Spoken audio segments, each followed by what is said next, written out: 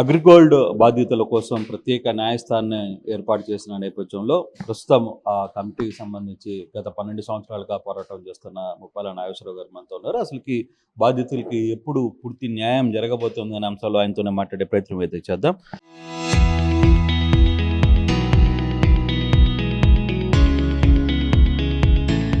Sir, మొట్టమొదటిసారిగా అయితే ఇప్పుడు ఒక సపరేట్ కోర్టు ఏర్పాటు చేయడం, అదంతా మీలాంటి వ్యక్తులు ఫైట్ చేసిన నేపథ్యం. అయితే ఇప్పటికే 33 లక్షల మంది ఈ బాధితులు ఉన్నారు. కొన్ని వేల కోట్లు, దాదాపుగా 10,000 కోట్ల రూపాయల వరకు నష్టపోయిన బాధితులు. ఎప్పటికి వీళ్ళకి న్యాయం జరుగుతుంది? దాదాపుగా 12 సంవత్సరాలుగా ఈ న్యాయం కోసం పోరాటం చేస్తున్నాం. నిన్న మొన్న కూడా మీరందరూ నిరాహార దీక్ష చేసిన పరిస్థితి. ఈ చట్టంలో ఉన్నటువంటి అనేక బలహీనతల్ని అడ్డు పెట్టుకొని ఈ డిపాజిటర్స్ చట్టాన్ని కూడా, అందులో ఉన్న బలహీనతలు కూడా అడ్డం పెట్టుకొని కొంతమంది విల్ఫుల్ దుర్మార్గులు కావాలని చేసే ఆర్థిక నేరగాడు. ఒక్క మాటలో చెప్పాలంటే అవ్వ కుటుంబం ఆర్థిక ఉగ్రవాద కుటుంబం. వీరు 2015 జనవరి 22న అవ్వ వెంకటరామారావు గారు ప్రెస్ మీట్ పెట్టాడు. మాకు 22,000 కోట్ల ఆస్తుంది, పూర్తి న్యాయం చేస్తాం, మీకు ఎలాంటి ఇబ్బంది లేకుండా మీరు ఎవరు అదో అడావుడి పడొద్దు అన్నాడు. ఇప్పుడు 12 ఏళ్ళు అయింది. నిజానికి అవ్వ వెంకటరామారావు గారు ఆయన ఒక నడుస్తున్న దేవుళ్లాగా ఈ అగ్రిగోల్డ్ కస్టమర్స్ ఏజెన్సీలో ప్రచారం చేయించుకున్నాడు. ఆయన వస్తుంటే 100 మంది కాళ్ళ మీద పడి దండాలు పెట్టించుకున్నాడు. ఆయనకు ఏమాత్రము అంతరాత్మలో నిజాయితీ ఉన్న ఈ స్పెషల్ కోర్టు వేసిన నేపథ్యంలో రేపు రాబోయే జడ్జి గారిని కలిసి మీరు మీ సోదరులు, మీ కుటుంబ సభ్యుల పేర్ల మీద, బంధువుల పేర్ల మీద, సీనియర్ మార్కెటింగ్ ఎగ్జిక్యూటివ్స్ పేరు మీద దాచిన ఆస్తి సరెండర్ చేయండి. అనేక లిటిగేషన్లో కోర్టులో వేసిన కేసులు విత్డ్రా చేసుకోండి. వేగంగా సెటిల్ చేయడానికి మీరు తోడ్పడండి. కనీసం ఈ లోకం కాకపోయినా మరో చోడన్నా మీ దుర్మార్గానికి కొంత ప్రాయశ్చిత్తం జరుగుతుంది.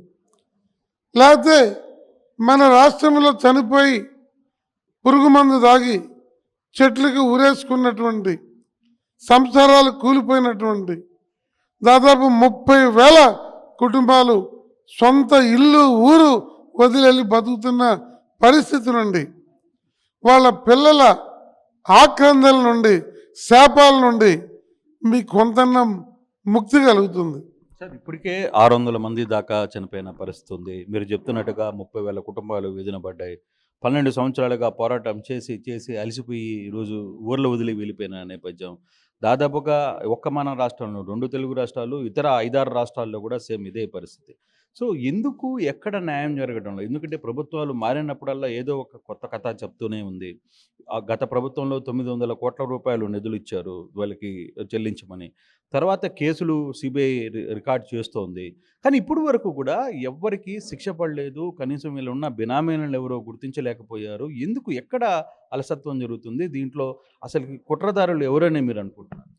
దీంట్లో పొలిటికల్గా ఏ రాజకీయ పార్టీ, ఏ ప్రభుత్వం, గత ప్రభుత్వమైనా ఈ ప్రభుత్వమైనా, వాళ్ళెవరూ తప్పిదాలు చేసి ఇలాంటి కుట్రల్ని ప్రోత్సహించినటువంటిది 2 ప్రభుత్వాలు, అప్పుడు ఇప్పుడు కూడా.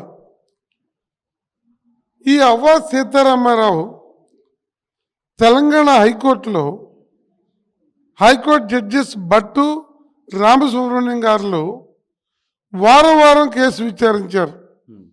వారం హైకోర్టులో కేసు విచారించడం నా భూతం నా భవిష్యత్ ఎప్పుడు లేదు. మరి అయినా వారు ఒక టీవీ ఉంటుంది, జీ టీవీ, సుభాష్ చంద్ర బీజేపీ రాజ్యసభ సభ్యుడు, ఆయన నా దగ్గర డబ్బు సిద్ధంగా ఉంది, మొత్తం నేను కొంటానని హైకోర్టులో 10 కోట్లు డిపాజిట్ కట్టి సంవత్సరం కాలయాపన ఆయన చేత చేపించింది యాజమాన్యం. అది అయిపోయినాక ఏలూరు స్పెషల్ కోర్టు పెడితే దాంట్లో కేసులు వేసి జడ్జి అడుగు ముందుకు పడకుండా కాలయాపన చేపించి వాయిదాలు వేయించింది యాజమాన్యం. అలాగే కేసులు ఫెయిర్గా ల్యాండ్ ఇప్పుడు 24,000 ఎకరాల భూమిని అటాచ్మెంట్ చేస్తే కేవలం 6,300 ఎకరాలు మాత్రమే లిటిగేషన్ లేకుండా ఫెయిర్గా ఉంది. అంటే మిగిలిన 18,000 ఎకరాలు ఏదో ఒక రకమైనటువంటి లిటిగేషన్లు పెట్టి కూర్చున్నారు. అలాగే 185 సూట్ కేస్ కంపెనీలు పెట్టారు.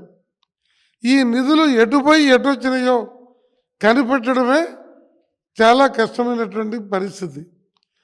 పాలకులకు కూడా పూర్తి స్థాయిలో ఉడుంపట్టు పట్టి ఇప్పుడు ముఖ్యమంత్రి చెప్పినట్టు గతంలో జగన్మోహన్ రెడ్డి గారు రాజధానిలో 50,000 మందికి వారం రోజుల్లో ఇళ్ల ప్లాట్లు ఇచ్చినట్టు దీని మీద కాన్సన్ట్రేట్ చేస్తే ఇన్ని సంవత్సరాలు పట్టేది కాదు. ప్రభుత్వాల నిర్లక్ష్యం ఇందులో ఉంది. యాజమాన్యం మహా తెలివి కలిగింది. మీకు తెలుసు, హాయ్లాండ్ అగ్రిగోల్డ్ది కాదు అని హైకోర్టులో మేనేజర్ చేత కేసు వేయించాడు అవ్వా సీతారామారావు. అప్పుడు దాకా అగ్రిగోల్డ్ కంపెనీదని చెప్పి చివరికి నేను మా ప్రధాన కార్యదర్శి తిరుపతిరావు ఇద్దరము హాయ్లాండ్ మీదకి వాళ్ళ కుటుంబ ఇళ్ల మీదకి ఉద్యమం చేస్తే మర్యాదగా ఉండదు అని మేము 12 ఏళ్ళ వాళ్ళ ఇళ్ల మీదకి పోనీలా, హాయ్లాండ్ మీద కూడా పోనీలా. కానీ ఇది కంపెనీది కాదు, మా వేరే ప్రైవేట్ ఆస్తిని కోర్టులు వేసినాక మేము పిలిపిస్తే 1,200 మంది పోలీసుతో మమ్మల్ని అడ్డుకోవడానికి ప్రయత్నం చేశారు. 2 రైళ్లు రద్దు చేయించారు. బస్సుల్లో మంగళగిరిలో తిరుగుతారేమని టికెట్లు చెక్ చేయించారు. అయినా 900 మంది హాయ్లాండ్కి వెళ్ళాము. నేను మా తిరుపతిరావు బురకాలు వేసుకొని ఎన్ఆర్ఐ హాస్పిటల్కి పోతున్నట్టుగా వెళ్ళి మరి హాయ్లాండ్ దగ్గరికి చేరాం. అప్పుడు భయపడి తర్వాత హైకోర్టులో అది విత్డ్రా చేసుకున్నాం. అందువల్ల గవర్నమెంట్ లేకపోతే రాజకీయాలు అంటే ఇప్పుడు మీరు చెప్తున్నారు హాయ్లాండ్ ఉంది, లేదు, చాలా వేల ఎకరాలు ఇక్కడ ఉన్నాయి, వివిధ జిల్లాలో చాలా ప్రాంతాల్లో ఐడెంటిఫై చేసింది, దాని మీద ప్రత్యేక సిఐడి కూడా పనిచేసింది, దాని మీద అటాచ్మెంట్స్ మొత్తం కూడా తెచ్చింది. మరి ఎందుకు దాన్ని అమ్మేయడమో లేకపోతే చేసి వాటికి ప్రజలకి ఎందుకు ఆ డబ్బుని ఇవ్వడంలో ప్రభుత్వాలు ఎందుకు వెనకపడుతున్నాయి? ఎందుకు ఆ ప్రయత్నాన్ని సీరియస్గా చేయలేకపోతున్నాయి? ఇప్పుడు మనము special court, cabinet sub committee, dedicated team, ఈ 3 ఒకటి వచ్చింది, రెండోది 1-2 రోజులు జీవో అవుతుంది, వారం 10 రోజుల్లో డెడికేటెడ్ టీం వస్తుంది. ఈ జాప్యం అంతా హైకోర్టు పేరుతో తెలంగాణలో ఉన్నటువంటి ఆండాల రమేష్ బాబు అనే ఆయన ఓ జర్నలిస్ట్ ఈ కేసు పరిష్కారానికి ఏం చేయాలో స్టడీ చేయకుండా హైకోర్టులో కేసు ఇచ్చారు. దీంతో ఏమైపోయింది, ఆక్షన్ పెట్టాలన్నా, ల్యాండ్ అమ్మాలన్నా A to Z కోర్టు అనుమతితో చేయాల్సి వచ్చింది. అలా హైకోర్టులో ఒక 5-6 ఏళ్ళు గడిచింది. ఆ తర్వాత ఏలూరు కోర్టుకు వచ్చింది. డివిజన్ తర్వాత ఓ 4 ఏళ్ల క్రితం వాయిదాల మీద వాయిదాలు పడుతూనే ఉన్నాయి. ఈ స్థితిలోనే స్పెషల్ కోర్టు తప్ప దీనికి ముక్తి లేదు అనేటువంటిది యాజమాన్యం యొక్క దుర్మార్గపూరితమైనటువంటి తెలివితేటలు 80% కారణమైతే ప్రభుత్వాలు సీరియస్గా తీసుకోకపోవటం ఒక 20% కారణమైంది.